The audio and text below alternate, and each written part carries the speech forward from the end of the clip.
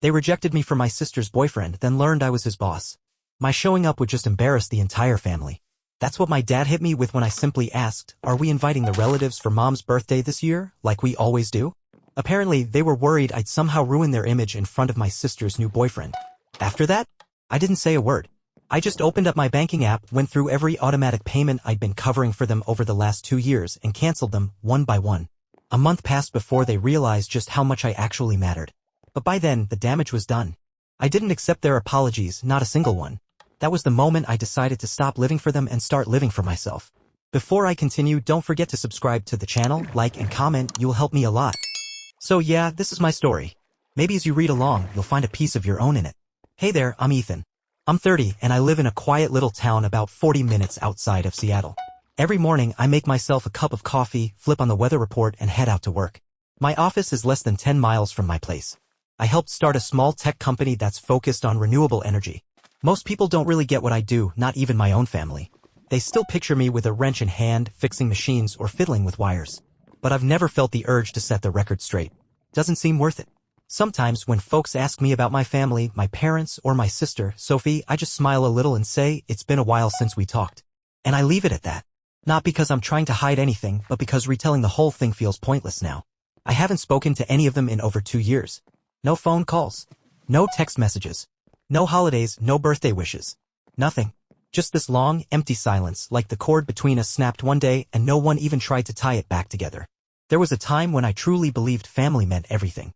But that belief cracked on my mom's birthday 2 years ago. Let me rewind a bit. 3 weeks before her birthday, I just booked my flight and cleared my schedule at work. The plan was simple: fly home a couple of days early, stick around to help out with the usual prep like I'd done every other year. Nothing fancy. I just wanted to give them a heads up. I called my mom first thing. But my dad was the one who answered, picked up after just 2 rings. "I'm coming in 2 days early," I said, keeping it casual. "Let me know if there's anything you need me to grab or help out with." At first, he was vague, non-committal. Then there was this weird pause. When he finally spoke, his voice sounded strange, heavier, like he was carrying something he didn't want to say. "Ethan," he started, slow and hesitant, "if you can, maybe don't come home this year." For a second, I thought he was just being considerate of my work schedule or something. "It's okay, Dad," I told him, still cradling my warm coffee mug. "Everything's squared away, I've got the time." But then there was another pause. Longer this time. When he spoke again, his tone had shifted, firmer, colder. "Sophie's bringing her boyfriend home this year," he said. "He's a manager. Polished. Carries himself well, speaks like he belongs somewhere. And you, well, your job doesn't exactly make for easy conversation. So, it's probably best if you don't come." In that moment, I felt this wave of heat rise up the back of my neck, spreading to my face. My chest tightened and my grip on the coffee mug instinctively tightened too. "What the hell did you just say?" I snapped, my voice cracking with disbelief. "You're seriously saying that to me right now?" He didn't backpedal. Didn't try to soften the blow. He just came right out with it, sharp and blunt. "If you show up, you'll just embarrass the whole family. And if you still insist on coming, don't bother calling me your father." Then, just like that, he hung up. I set the phone down slowly. My hand was trembling, slick with sweat. The apartment was dead silent. No background noise. They rejected me for my sister's boyfriend, then learned I was his boss. My showing up would just embarrass the entire family. That's what my dad hit me with when I simply asked, "Are we inviting the relatives for Mom's birthday this year, like we always do?" Apparently, they were worried I'd somehow ruin their image in front of my sister's new boyfriend. After that, I didn't say a word. I just opened up my banking app, went through every automatic payment I'd been covering for them over the last 2 years and canceled them, one by one. A month passed before they realized just how much I actually mattered. But by then, the damage was done. I didn't accept their apologies, not a single one. That was the moment I decided to stop living for them and start living for myself. Before I continue, don't forget to subscribe to the channel, like and comment, you'll help me a lot. So yeah, this is my story. Maybe as you read along, you'll find a piece of your own in it. Hey there, I'm Ethan. I'm 30 and I live in a quiet little town about 40 minutes outside of Seattle. Every morning I make myself a cup of coffee, flip on the weather report and head out to work. My office is less than 10 miles from my place. I helped start a small tech company that's focused on renewable energy. Most people don't really get what I do, not even my own family. They still picture me with a wrench in hand, fixing machines or fiddling with wires. But I've never felt the urge to set the record straight. Doesn't seem worth it. Sometimes when folks ask me about my family, my parents, or my sister, Sophie, I just smile a little and say, "It's been a while since we talked." And I leave it at that. Not because I'm trying to hide anything, but because retelling the whole thing feels pointless now. I haven't spoken to any of them in over 2 years. No phone calls. No text messages. No holidays, no birthday wishes. Nothing. Just this long, empty silence, like the cord between us snapped one day and no one even tried to tie it back together. There was a time when I truly believed family meant everything. But that belief cracked on my mom's birthday 2 years ago. Let me rewind a bit. 3 weeks before her birthday, I just booked my flight and cleared my schedule at work. The plan was simple: fly home a couple of days early, stick around to help out with the usual prep like I'd done every other year. Nothing fancy. I just wanted to give them a heads up. I called my mom first thing, but my dad was the one who answered, picked up after just 2 rings. "I'm coming in 2 days early," I said, keeping it casual. "Let me know if there's anything you need me to grab or help out with." At first, he was vague, non-committal. Then there was this weird pause. When he finally spoke, his voice sounded strange, heavier, like he was carrying something he didn't want to say. "Ethan," he started, slow and hesitant, "if you can, maybe don't come home this year." For a second, I thought he was just being considerate of my work schedule or something. "It's okay, Dad," I told him, still cradling my warm coffee mug. "Everything's squared away, I've got the time." But then there was another pause. Longer this time. When he spoke again, his tone had shifted, firmer, colder. "Sophie's bringing her boyfriend home this year," he said. "He's a manager. Polished. Carries himself well, speaks like he belongs somewhere. And you, well, your job doesn't exactly make for easy conversation. So it's probably best if you don't come." In that moment, I felt this wave of heat rise up the back of my neck, spreading to my face. My chest tightened and my grip on the coffee mug instinctively tightened too. "What the hell did you just say?" I snapped, my voice cracking with disbelief. "You're seriously saying that to me right now?" He didn't backpedal. Didn't try to soften the blow. He just came right out with it, sharp and blunt. "If you show up, you'll just embarrass the whole family. And if you still insist on coming, don't bother calling me your father." Then, just like that, he hung up. I set the phone down slowly. My hand was trembling, slick with sweat. The apartment was dead silent. No background noise. No footsteps. Just me standing there in the middle of the room, staring off like I'd been punched in the gut and the world had gone still. His words kept looping in my head, clear as day. Over and over. Like some cruel recording that wouldn't stop playing. "You coming home would just humiliate the entire family. And if you still plan on showing up, don't bother calling me your father." For a second, I actually questioned whether I'd heard him right. But no, there was no mistake. Every word he said was sharp, cold, and unflinching. There wasn't a hint of regret in his voice, no stumble, no second guessing. He meant every syllable. My jaw tightened. My throat felt like it had locked up, like something hard had lodged itself in there and wouldn't go down. That's when the memories started to hit me one after another. I'd been quietly paying their bills this whole time. Electricity, internet, water, all of it. For over 2 years, I'd covered everything. Never once did they acknowledge it. And now they had the nerve to call me an embarrassment. Still trembling a little, I picked up my phone. My hands weren't steady, but my thoughts were starting to freeze over, becoming clearer, colder. I pulled up my banking app and scrolled straight to my transaction history. I just needed to see the number. That's all. I needed to know how much I'd spent on them over the past couple of years. Power bill, water, Wi-Fi, every single month without fail. I never missed a payment. Each one went out like clockwork, right on time. It came to nearly $400 a month automatically withdrawn from my account, month after month, for 2 solid years. I scrolled all the way down to the bottom of the list. Final total, $9,842.17. I stared at that number for a few seconds longer than I expected, not because I was shocked, but because something inside me had suddenly gone still. Not angry, not even sad. Just hollow. Almost $10,000. That's what I gave them. Quietly. And still, they called me the shame of the family. As I looked through that long, repetitive list of charges, a quiet question started forming in my mind. One that, in 3 decades, I had never really stopped to consider. Has Sophie ever done this much for our parents? It wasn't about jealousy. I wasn't fishing for praise or recognition. I needed to understand. If I was such a disgrace to them, who were they comparing me to? Because I had poured nearly 10 grand into their living expenses. Never asked for a thank you. Never even brought it up. Just handled it because they needed help. And her? Did she ever have to give anything up for them? Did she ever ask how they were doing financially? Or did she just show up looking picture perfect, flash a sweet smile, and leave a good impression in a stylish dress with some polished guy on her arm? I wasn't keeping score, I swear I wasn't. But for the first time, I realized something about my family that cut deeper than anything they'd said. Fairness? That was never part of the deal. I'd been playing the background role since I was a kid.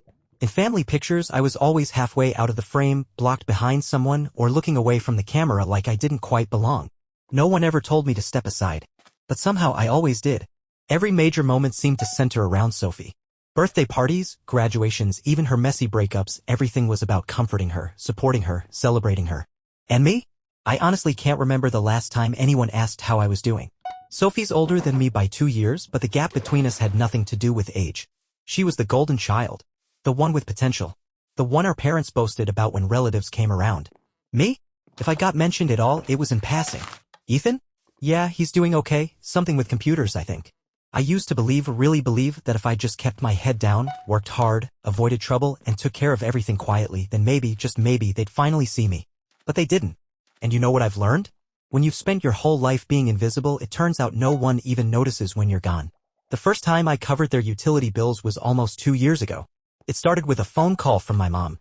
I remember it clearly.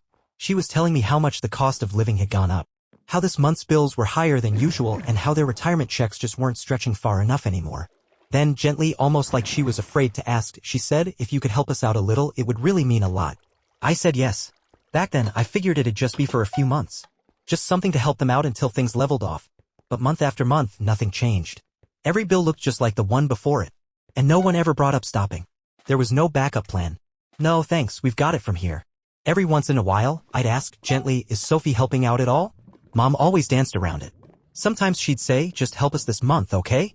Your sister will pitch in next time. Other times it was, she's covering your dad's medical stuff. That's not easy either. I heard those excuses so many times I could probably repeat them in my sleep. And every time I just nodded, smiled faintly, and let it go. Deep down, I already knew the truth. So I kept going.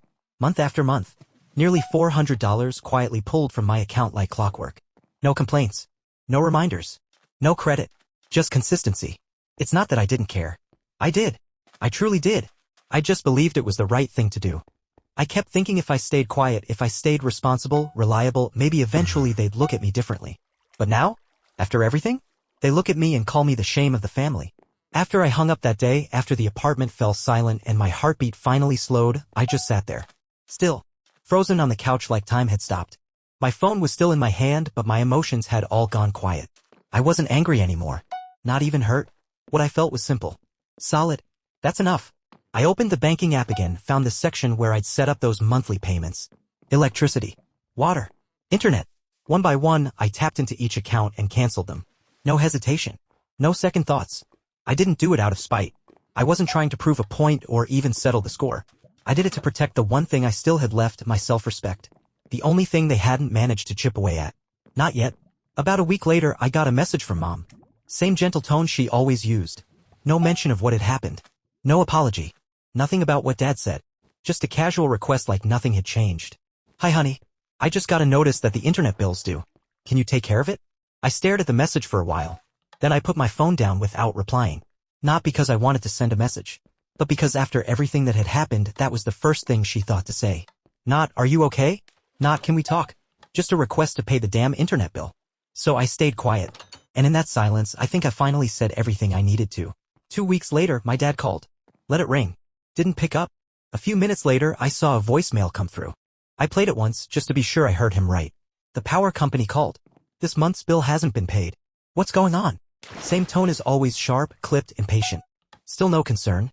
Still no mention of what he said that day when I offered to come home for Mom's birthday. Still no sign he even remembered. I locked the screen and laid the phone face down on the table. Didn't call back. Didn't explain. And just like that, I stayed silent all the way through to my mother's birthday. 3 weeks after the day my father told me not to come home, the party went on same as always. Mom got her favorite roasted chicken, the same bakery cake she loved every year. A few close relatives showed up, dressed nice and smiling around the dinner table. Everything looked perfectly normal. Everything was in its place. Except me. That afternoon, right at 4 p.m., I was sitting in my living room with a cup of coffee in hand. It had gone cold long ago, but I hadn't noticed. I was just sitting there, still watching the light shift on the wall when my phone buzzed. Mom. Her name lit up on the screen. I stared at it for a few seconds. Then I set the phone down. Didn't answer. Didn't even think twice about it. A few minutes later, Dad called. Then Sophie. 3 calls in under 10 minutes. I let them all ring. No curiosity. No panic. Just calm. I stayed right where I was, leaning back into the chair, eyes drifting toward the fogged-up window, watching the gray sky melt into itself. The sky outside had gone a dull, lifeless gray. Not a drop of rain, just that quiet kind of cold that creeps in slow, like winter brushing its fingers along your front door. 10 minutes passed. Then the messages started. The first one was from Mom. Ethan, the power's been shut off. The whole house is dark. Please pay the bill. I picked up my phone and read it in silence. There was no anger in me. No surprise. Just a quiet hollowness settling in my chest, like a space I used to fill with purpose had been carved clean out. That's the kind of emptiness you get when you've spent years quietly holding up a family that never noticed. Or worse, never cared to notice. Then Dad messaged. No water. We can't cook. Handle it now. Not a question. Not a request. Just a command. Sophie followed a minute later. Internet's down. Guests are arriving. Please fix this. Urgent. I glanced at the time, 5:12 p.m., and I remembered it clear as day. I had canceled those automatic payments 3 weeks ago. Right after Dad told me not to come back. Right after he told me if I insisted on showing up I should never call him my father again. And now? In the middle of the birthday party, they made sure I knew I wasn't welcome at. Everything was falling apart. The lights. The water. The internet. All gone. Right when they needed them most. I didn't reply. Didn't call. I felt no need to explain anything. I just sat there, fingers wrapped around a mug of coffee that had long since gone cold.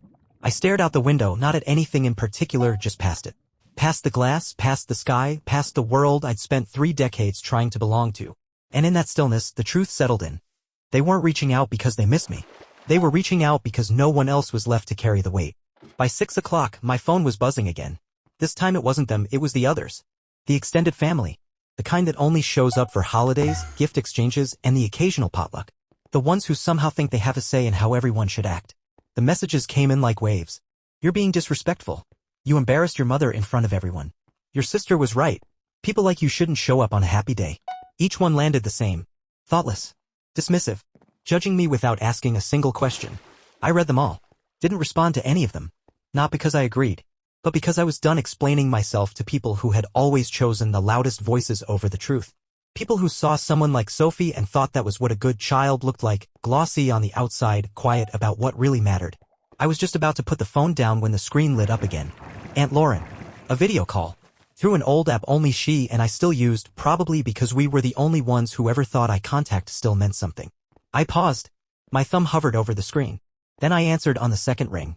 Her face appeared first, a little fuzzy from the soft yellow kitchen light behind her. A kitchen I used to know like it was my own, the cracks in the tile, the stubborn cabinet door that creaked when you opened it too fast. But something about it felt different tonight. Behind her, I could hear the clatter of silverware, light laughter, and the forced chatter of people trying too hard to act normal. She looked at me through the screen, her eyes warm but a little unsure. You're not going to pay it, are you, Ethan? Her voice wasn't sharp. She wasn't scolding. Just asking. Like she needed to understand. I looked into her eyes. When I finally spoke, my words came slow and heavy like I had to dig them out from somewhere deep inside. He told me not to come, Auntie. He said if I insisted I shouldn't call him my father anymore. I swallowed hard after that. Saying it out loud made it feel even more real. She didn't answer right away. Her eyes drifted, scanning the room behind her like she was looking for a way to make sense of it. And then, just like that, the call turned into chaos. I heard my mother's voice in the background, louder now, cutting through the fake laughter and clinking glasses. Tell him I'm ashamed of him. On this day of all days. How could he do this? That was my mother's voice, sharp, shaky, and full of hurt that sounded more about control than pain. Then my father chimed in, louder, angrier. It's not that serious. Just paying a couple of bills. What kind of man gets petty over money? Another voice joined in, probably my uncle. Poor Sophie, having to deal with a brother like that. I watched the screen as footsteps echoed toward the camera. Sophie appeared behind Aunt Lauren, arms folded tight, her mouth curled in a scowl. He even answered the call. Can you believe that? Mom's been crying all day. Does he even care? Seriously, no shame at all. Still, I didn't say a word. I just sat there, holding on to my silence like it was the only armor I had left. The only thing that could protect me from the flood of voices that had never actually listened. Just as I reached to end the call, someone else leaned into frame. A young guy, hair combed neatly, suit too sharp for a casual family party. His face showed a flicker of uncertainty, then a small, polite smile. Hey, boss. His voice was gravelly, like even he wasn't sure those words belonged in that moment. I froze. Fingers gripped the phone a little tighter, heartbeat picking up, not from nerves, but from surprise. That one word, boss, felt like a spark in a room full of gas. I hadn't expected him. Not tonight. Not here. Not in the house where I was declared a disgrace just for existing the way I do. I stared at him, puzzled, until it clicked. His face. His voice. Of course. He was one of the new hires from our southern office, just transferred a few months ago. We traded emails, he'd submitted a couple of reports. I hadn't thought much of it. I had no idea he was Sophie's boyfriend. The one the whole family had been fawning over for weeks. The one they'd said was such a good fit. Suddenly, the background noise behind Aunt Lauren quieted, like the kitchen itself was holding its breath. She turned her head slightly, eyes darting. Then came a soft voice, somewhere off camera. Wait, what did he just call Ethan? Another whisper, just as unsure. Boss? Did he say Ethan is Sophie's boyfriend's boss? The room shifted. The energy flipped. The murmurs started, soft, overlapping, curious now instead of cruel. But I didn't flinch. I didn't defend myself. I didn't correct anyone. I just sat there and waited, letting the moment stretch. And then the young man straightened up, like he realized what just happened. He turned away from the screen, speaking louder now, voice cutting through the kitchen like a clean blade. In case anyone doesn't know, I work at Pacific Terra Tech. Mr. Ethan is one of the company's co-founders. The words landed with a weight that silenced everything. No awkward coughing. No fake recovery. Just stillness. Not discomfort, disbelief. I didn't say a thing. Just pressed my lips together and gave a small nod. Nothing boastful. Just quiet truth. The guy turned back to the screen, eyes a little wider now, and I finally spoke. My voice calm, smooth, like the words had been waiting for the right moment to leave my chest. Hope your big introduction goes off without a hitch. Then I ended the call. That night I slept. Really slept. No tossing, no late-night spirals. No waking up in a sweat with old memories shouting in the dark. For the first time in years I felt light. Not because I'd won anything, but because now, finally, they knew. They knew who I really was. The next morning, before the light had fully slipped through the curtain slats, I reached for my phone. A few meeting reminders. Updates from accounting. Nothing unusual. Then I saw a name I didn't recognize in the sender field. Liam Carter. I tapped the email open. The first line hit straight away. I'm sorry. I didn't know you were Sophie's brother. I blinked, then kept reading. I've always respected you at the company. I raised an eyebrow, leaned back into the pillow. He explained that he'd been genuinely surprised to learn I was related to Sophie. He didn't tiptoe around it. Didn't sugarcoat. I didn't expect her to be like that. I'll be ending this relationship. Thank you for not putting me on the spot in front of everyone. I let the phone rest on my chest, eyes closed for a moment, just breathing. Then, after a few minutes, I opened my inbox again and typed my reply. Slowly, clearly, without wrapping it in any kind of performance. Liam, that's your decision. I don't expect anyone to make choices just to stay in my good graces. Think carefully before doing anything. And for the record, I don't bring family into the workplace. I hit send. No second thoughts. No swirling emotions. It was enough. Some things, once they're out in the open, don't need any more attention. Around 10 a.m., just as I wrapped up a meeting with the department heads and started collecting my notes, my phone buzzed in my pocket. Sophie. I stared at the screen for a few seconds, then hit decline. It wasn't about anger. It wasn't some kind of power move. I didn't ignore her call to prove anything. I just didn't have the energy anymore for apologies that only show up when everything's already broken. When the damage is done, and the silence finally starts to echo. 5 minutes later, a text popped up. I'm sorry. I didn't think Liam would react like that. You're his boss. If you talk to him, I know he'd listen. Please, just ask him to come back to me. I read it once, then again, walked over to the hallway window, leaned against the glass, and stared out for a moment. Then I started typing. Not long, not dramatic, just enough to make the point. Liam didn't walk away because I told him to. He left because of how you treat people, how you carry yourself like everyone else is small, how you speak gently just to steer people like they're chess pieces. He saw it, and that's why he left. I hit send, slipped my phone into my pocket, walked back to my desk. Less than a minute later, another ping. I know I messed up, but this time I mean it. I'll change. Please, just this once. Believe me. I read it, sat with it, felt nothing. Not because I didn't care, but because I finally understood. The real distance between two people doesn't come from the apology itself. It comes from when the apology shows up. And sometimes it shows up too late. I quietly deleted the message, left nothing behind, then turned back to the life that was still moving forward, one breath at a time. A week later, Friday afternoon, I came in from the garage and froze the second I stepped onto the porch.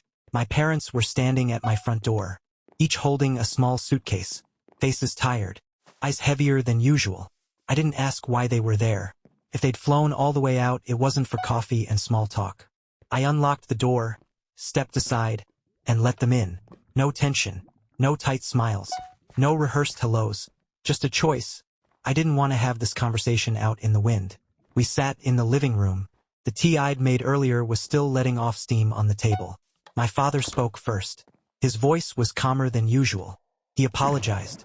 Then my mom joined in, said they'd taken time to think. Maybe they'd gone too far.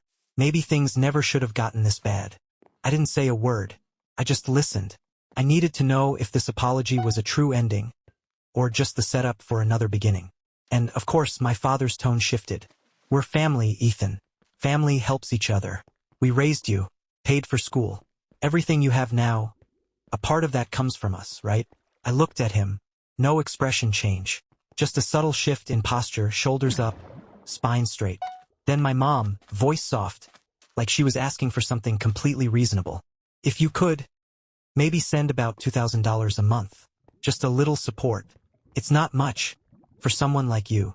I stared at them. These were the same people who once made it very clear I was an embarrassment. The same ones who pushed me out of family dinners, birthdays, holidays, because they didn't like who I was or how I lived. And now they were sitting in my living room, attaching a price to their apology. A fixed amount, $2,000 a month. Not because they were struggling, but because, in their eyes, my success wasn't mine, it was a debt I owed them. I let out a small laugh. Not sarcastic. Not bitter. Just that kind of low chuckle you give when someone tells you a story that makes zero sense. They looked at me, waiting, like they actually expected a nod. But I wasn't angry. I was too far past that. There's a place you get to where anger just doesn't stick anymore. I leaned back into the chair, my voice steady and clear. What about Sophie? How much is she contributing every month? And the room froze. The air went tight. My father looked to my mother. She hesitated, voice dropping. Your sister's job. It's still a bit unstable. And the breakup with Liam. It's been really hard on her. I nodded slightly, not because I was surprised. I'd heard the script before. Same excuses, different day. Wrapped in concern, but all deflection. I met their eyes. No emotion on my face. Just clarity in my words. If she agrees to support you with $2,000 a month, I'll do the same. No more. No less. They didn't say a word. Just stared at me like they were trying to figure out if I was actually serious. I stayed calm and kept going. Or, if you'd rather I cover the full amount, I'll need something in writing.